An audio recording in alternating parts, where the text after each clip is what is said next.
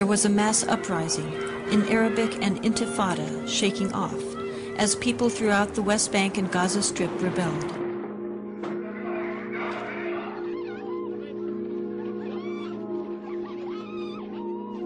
The Israeli government adopted a strategy, in the words of Defense Minister Itzhak Rabin, of might, power, and beatings, which became known as the break the bone strategy.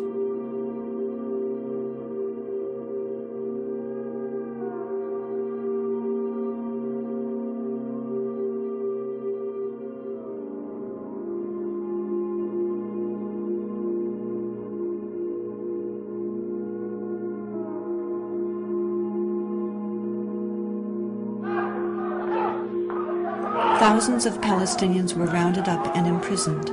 Since 1967, over 400,000. Many were held without whatsoever, under harsh conditions where physical abuse and torture were rampant.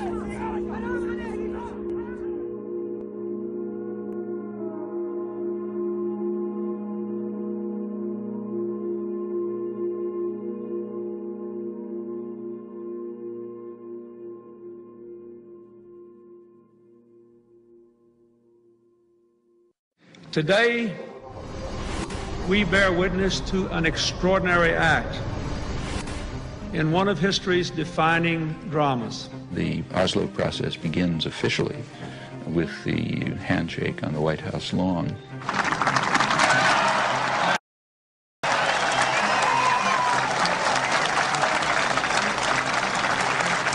I think the main misconception is that the years of Oslo were years of peace.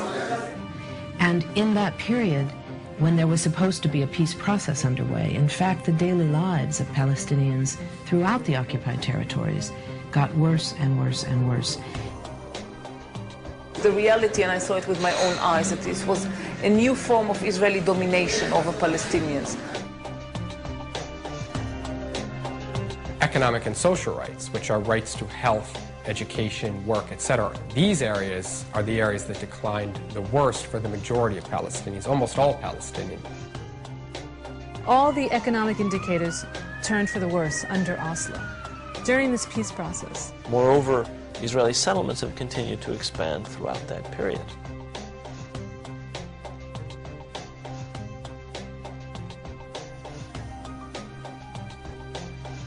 At the same time that Israeli control was expanding, the Palestinian Authority was given the trappings of power over the shrinking and non-contiguous Palestinian land, being held out as a future Palestinian state.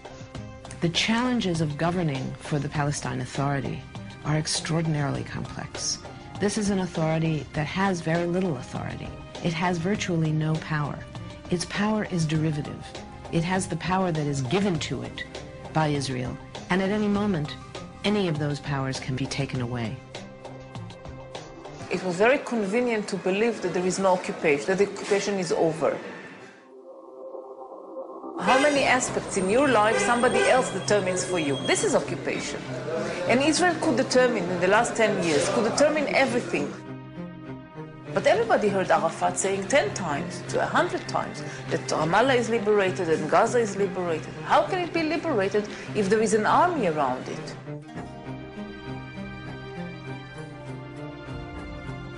The Palestinian officials spoke very warmly about the situation, about the reality, and they were hiding the fact that for the great majority of the population, these years were a disaster.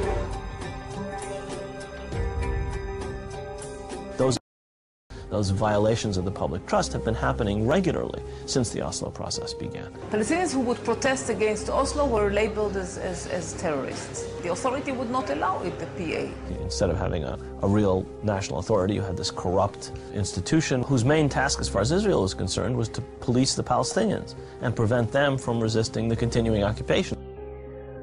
It has wasted a lot of the money the international community has given it. One sees the villas of the leading Palestinian officials and the poverty with which the Palestinian masses are living in. The performance of the PLO in running the Palestinian Authority and its failures in negotiating with Israel have very much diminished support for the PLO leadership.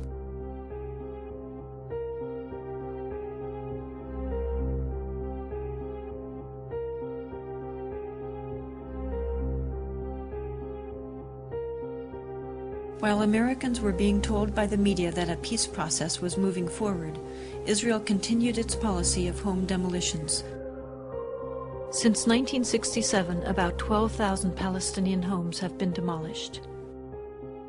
More than 700 of those homes were demolished during the Oslo peace process. What you've got to have, and I think it's a fair demand on the part of Palestinians, that during the process of negotiation, you're not turning over more and more territory to Israeli settlers and changing the character of the land that you're supposed to be negotiating about. The notion that this is going to be a negotiable question does not ring true to any Palestinian who lives up against one of these settlements, which are continually expanding. And what does it mean to expand? It means you steal more land.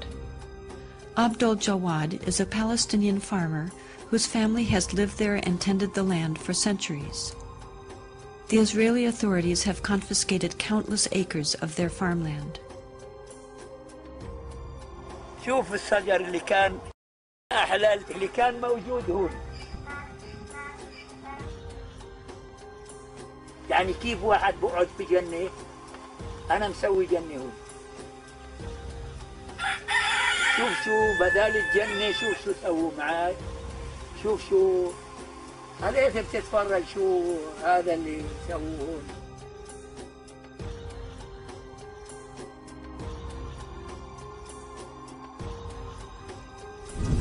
شوف الأشجار كيف بيطلعوا من تحت الأحجار. شايف كيف يطلع الأشجار من تحت الأحجار. مش حرام هذا يبقى بدل ما يقعد بني آدم اللي بيقول الله، مش حرام هذا يقعد بداله حجر زي هذا.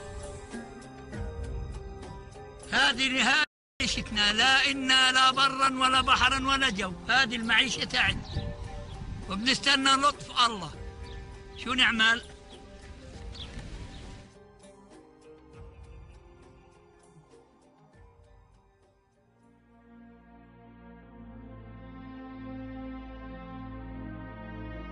These settlers live and prosper at the expense of the Palestinians and the Palestinians' well-being, present well-being, and future well-being.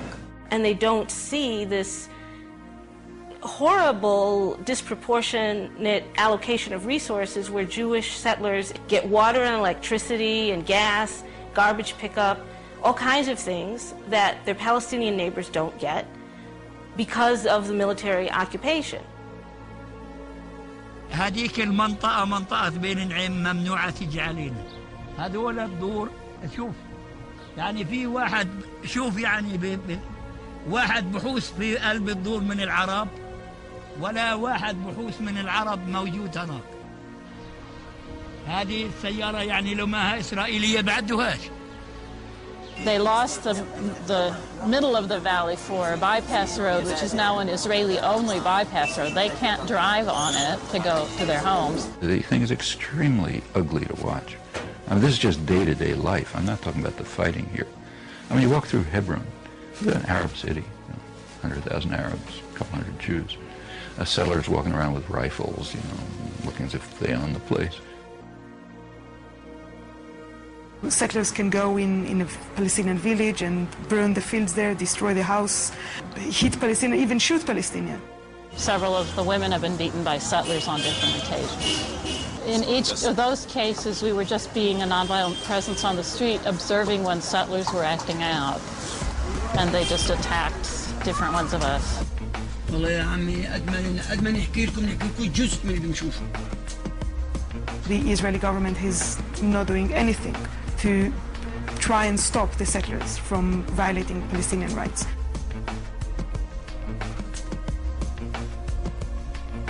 From all the cases that settlers actually killed Palestinians, very few were accused of murders, but then the president came and gave amnesty or shortened the punishment that they received from the court. In some cases, they cooperate with them. They guard them. Like one case, the settlers went and took a house, Palestinian house, and just said, well, now it's ours. So the border police stood down there to protect them because the Palestinians were angry. So the border police just stood there and protected the settlers instead of course, arresting them, just saying it's illegal. The bottom line is to make things so difficult for the Palestinians that anybody that wants a future for their children, anybody that wants to get ahead in life, anybody that wants a normal life will leave. يعني أنو اللي عنده جنة زي هذه ويعني بده يرحل وبده يروح ويرحل ويدشرها. وين بدنا نروح احنا وندشر أرضنا اللي زي هذه؟ The Jabr family continues to live under constant harassment. Most recently, Abdul Jawad broke his leg while trying to protect his grandchildren from settler attacks. Many of us feel hostage, that we're held hostage to the settlers. Because I think the vast majority of Israelis don't care about the occupied territories. But we're held hostage to the settlers that have enough political power within the Israeli political system that they can frustrate any attempt to get them out. And as long as they're there, the Palestinians can't possibly make peace. There are two kinds of settlers, basically. There are the ideological settlers who feel that these territories have been promised to the Jewish people by God, and they feel that every place which is mentioned in the Bible, they have not only the right, but the sacred duty to come and to build a modern Jewish settlement, and if Palestinians who live on that spot have other ideas, then they have the right to break their resistance by force or to call in the army. And the other kind, which are the more majority of the settlers, are in fact ordinary Israelis who came there simply because the government was offering them very cheap housing. When you go to live there, then most of the money you get is a government loan, and if you stay there for 10 years, then you don't have to pay back the loan.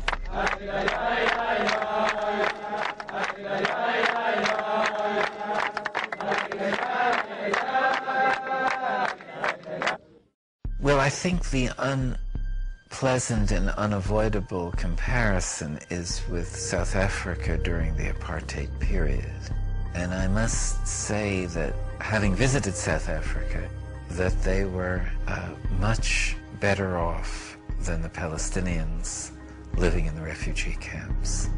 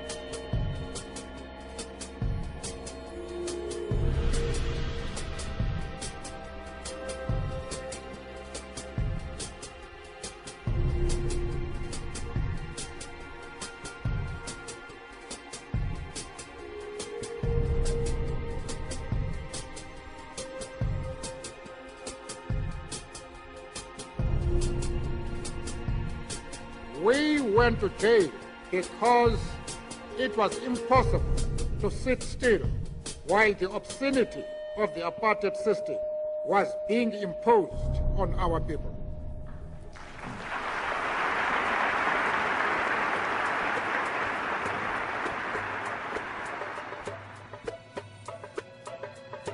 The United States is seen, quite correctly, as being the sole supporter of Israel, and that Israel would not be able to do what it is doing without American green light. The U.S.-Israeli relationship is really unique on Capitol Hill. In my 22 years that I served there was never a moment when there was really a debate about U.S. policy in the Middle East.